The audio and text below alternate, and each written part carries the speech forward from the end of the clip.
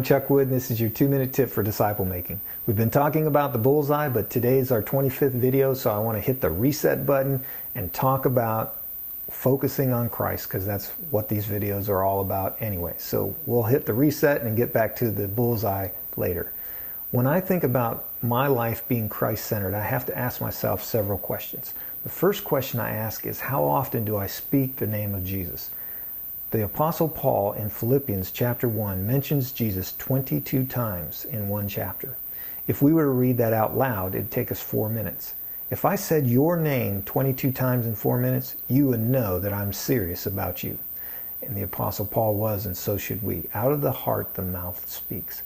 Another question that I ask in order to see if I'm Christ-centered is, do I cross-reference Jesus when I'm doing other Bible studies? You know, the Apostle Paul did that in Philippians chapter 2, verse 5 through 8. He said he was the attitude that we should follow in humility.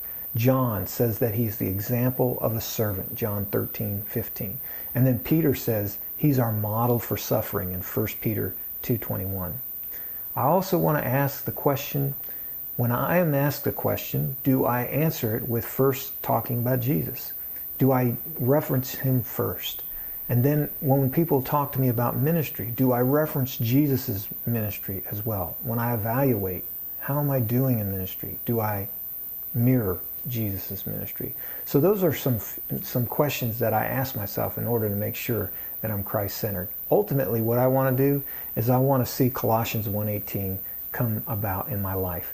He is also the head of the body, the church, and he is the beginning and the firstborn from the dead, so that he himself will come to have first place, preeminence in everything. That's my goal. If this video has been helpful to you, please pass it on to your Facebook friends and Twitter. And until next time, keep making disciples.